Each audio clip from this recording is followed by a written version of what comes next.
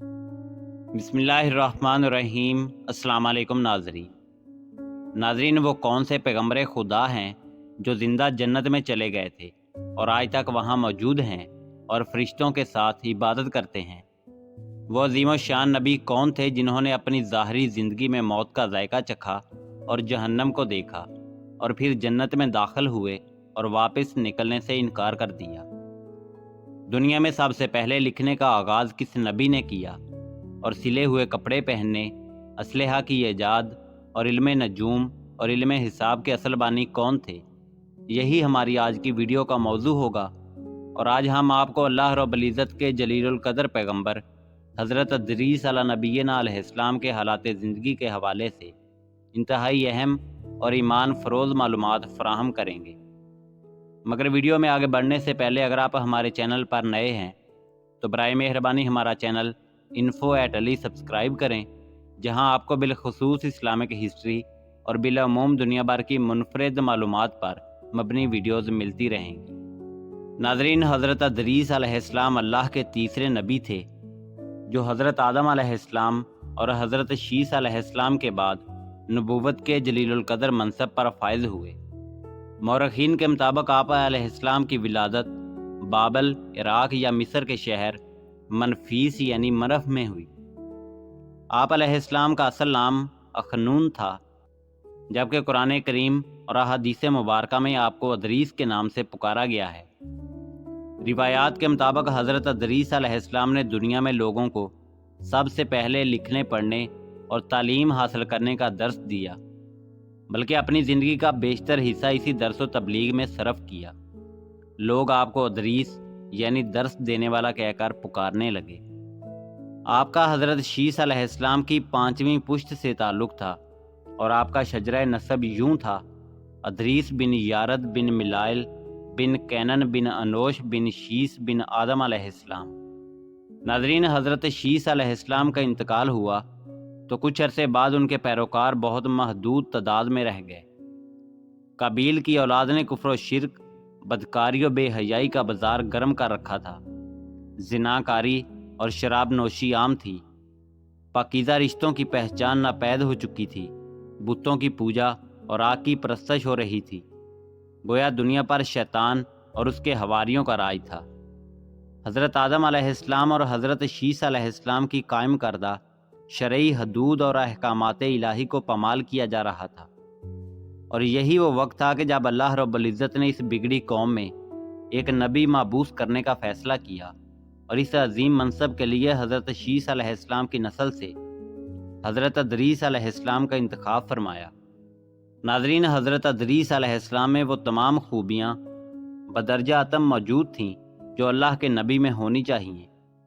आप हज़रत आदम अलैहिस्सलाम के दीन के पैरोकार, नहायत इबादत गुज़ार, मुत्तकी, परहेज़गार और इंतहाई सच्चे इंसान थे। नबूवत के मनसब पर फायद होते ही आपने अपनी कौम के भटके हुए लोगों में वाज़ो तबलीग का काम शुरू कर दिया। मगर राहे हिदायत का ये दर्स और नेकी की बातें उन लोगों को बहुत नागवार गुजरी, चनाचे वो आपके दुश्मन बन गए।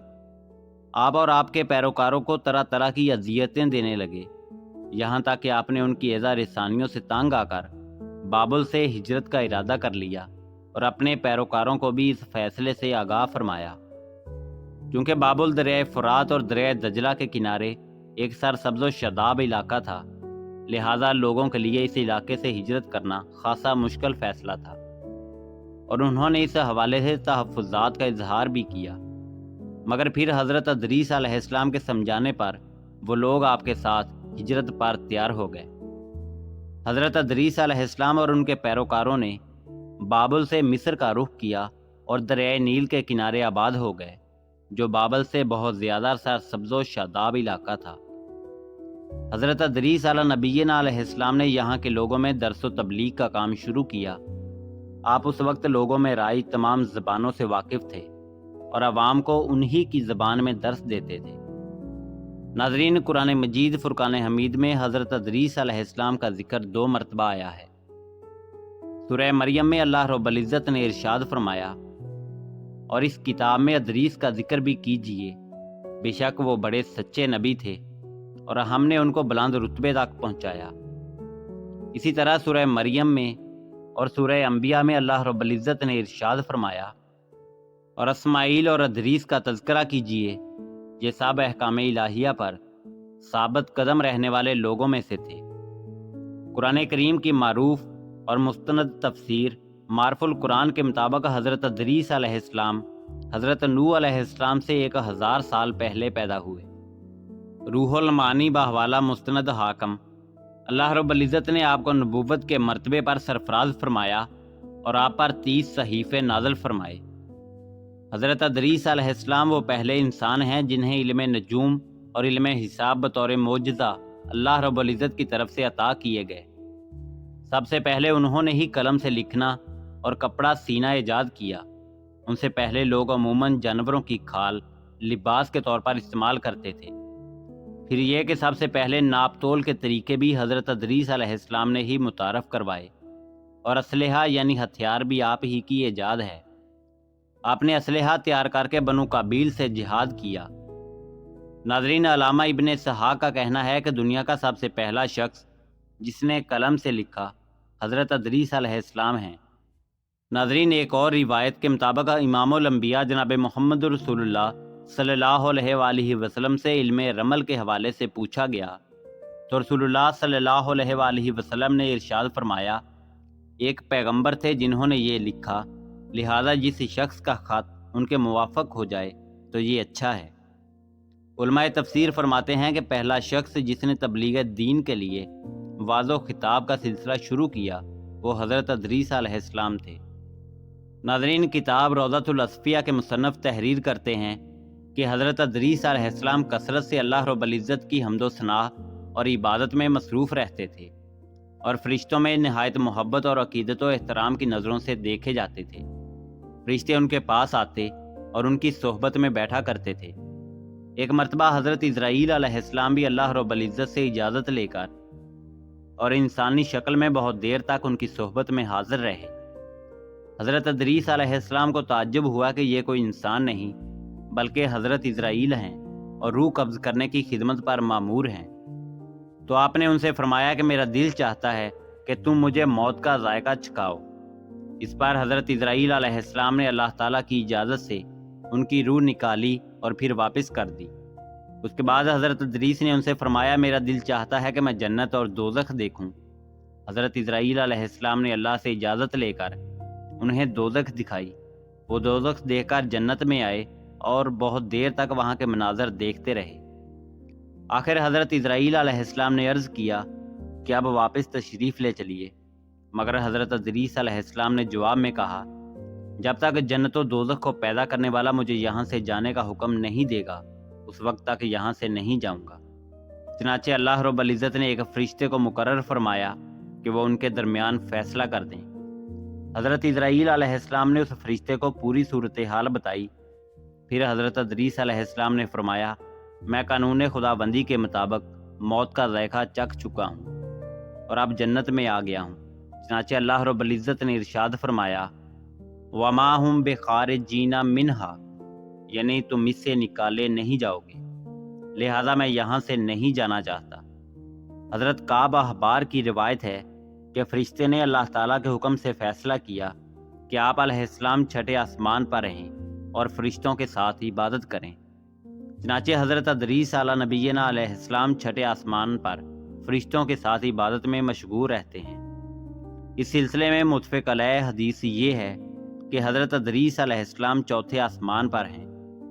مجاہد رحمۃ اللہ علیہ اور دیگر بہت سے علماء کرام کا یہی قول ہے کہ حضرت زوری رحمۃ اللہ علیہ نے بھی حضرت انس رضی اللہ تعالیٰ عنہ سے مروی معراج کی حدیث نقل کی ہے کہ نبی محتشم جناب احمد مجتبی محمد مصطفیٰ صلی اللہ علیہ وآلہ وسلم معراج کی رات چوتھے آسمان پر پہنچے تو وہاں آپ صلی اللہ علیہ وآلہ وسلم کی ملاقات حضرت ادریس علیہ نبینا علیہ السلام سے ہوئی، جنہوں نے حضور صلی اللہ علیہ وآلہ وسلم کو دیکھ کر فرمایا، مرحبا سال بائی اور سال نبی۔ یہ بات ابن کثیر میں موجود ہے۔ ناظرین، حضرت ادریس علیہ السلام کی زندگی میں دو چیزیں بہت نمایاں ہیں، ایک وعظ و تبلیغ اور دوسری آل قبیل کے ساتھ جہاد۔ چونکہ انہیں وعظ و تبلیغ میں ملکہ حاصل تھا چنانچہ ان کی پہلی کوشش یہی رہی کہ واضح و نصیحت سے اہل قبیل راہ راست پر آ جائیں اور دنیا برائیوں سے پاک ہو جائے، ایک اللہ کی عبادت کرنے لگیں۔ مگر شیطان نے ان لوگوں کو پوری طرح اپنی گرفت میں لے لیا تھا۔ جب آپ ان سے اللہ کی وحدانیت کی بات کرتے، ایک اللہ کی عبادت کی نصیحت کرتے، برائیوں کو چھوڑنے کی تلقین کرتے، تو یہ باتیں ان لوگوں کو بڑی ناگوار گزرتی اور آگ بگولا ہو کر انہیں اذیتیں دیتے، تمسخر اڑاتے، پتھر مارتے۔ دراصل ایک طویل عرصے تک شیطان کے زیر اثر رہ کر یہ لوگ شرک و کفر اور برائیوں کے دلدل میں گردن تک دھنس چکے تھے۔ دنیا واضح طور پر دو گروہوں میں تقسیم ہو چکی تھی، ایک شیطان کے پیروکار اور دوسرے اللہ رب العزت کے ماننے والے۔ حضرت ادریس علیہ السلام اس صورتحال میں بڑے دل گرفتار اور پریشان رہا کرتے تھے۔ آپ نے لاکھ کوشش کی کہ کسی طرح تبلیغ کے ذریعے ان لوگوں کو راہ راست پر لایا جا سکے، مگر جب کوئی صورت نہ آئی تو انہوں نے اللہ رب العزت کے حکم سے ان لوگوں کے خلاف جہاد کا فیصلہ کیا۔ انہوں نے اللہ اور اس کے پیغمبر پر ایمان رکھنے والے نوجوانوں کی ایک جماعت کے ساتھ اہل قبیل کے ساتھ جہاد کیا، جس میں اللہ تعالیٰ نے انہیں کامیابی عطا فرمائی اور بہت سے لوگ دین حق کی طرف راغب ہو گئے۔ ناظرین، اسی امید کے ساتھ اجازت دیجیے کہ آپ کو ہماری ویڈیو پسند آئی ہوگی۔ ملتے ہیں بہت جلد ایک نئی تاریخی، تحقیقی اور معلوماتی ویڈیو کے ساتھ۔ دیکھتے رہیے info@ali۔ اللہ رب العزت آپ کا حامی و ناصر ہو۔